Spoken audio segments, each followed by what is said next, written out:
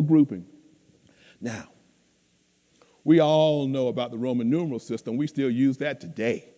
If you're watching football at the end of the season, you know exactly what I'm talking about. The Roman numeral system has a collection of symbols, I, V, X, and so forth. But I call this now not a base 10 system, not really.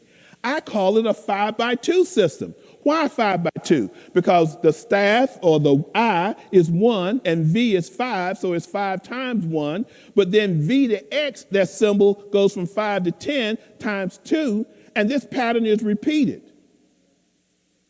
And so that's why I call it a 5 times 2 base, although most people will say it's a base 10 system. But you see the symbols, the numerals give us some indication of how they're grouping. Because when you have a numeration system, you have to decide how you want to group, when you're going to make changes in the way we represent the idea. So the grouping is very important. It has no zero. And so the way you do is additive. So if I wanted to decide what a number value is, like the one at the bottom of the screen, I would just add their respective values. I'll give you a chance to do that because I know you're expert at Roman. Oh, I didn't tell you. Yes, it's additive, but sometimes if one symbol of lesser value precedes a symbol of greater value, then you subtract. See, the Babylonians weren't the only ones that use a subtracting element in their numeral system. So we have known that if you see 1V, that's IV, that's 4. 1 take away from 5. Everybody with me? Is everybody with me? Thank you very much. It's important that we have fun here today. And so this number clearly is 1,344. Now, I want to make a comment here. The Romans used an abacus to do their computations.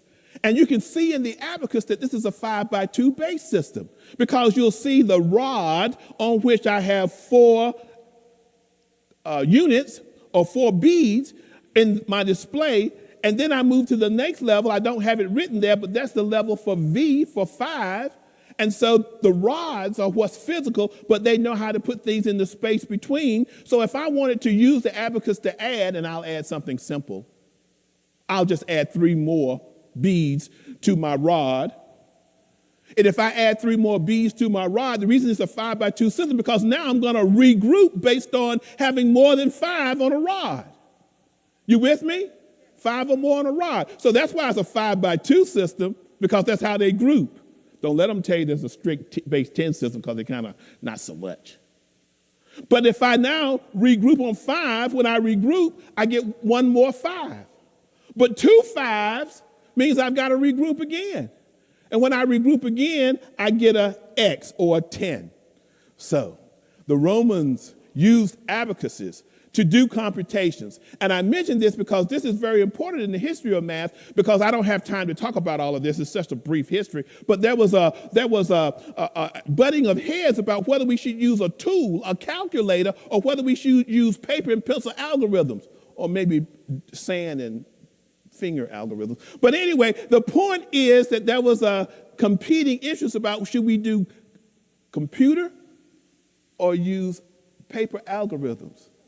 And it turns back in the middle, his ages kind of time, they decided they'd rather do paper and pencil algorithms.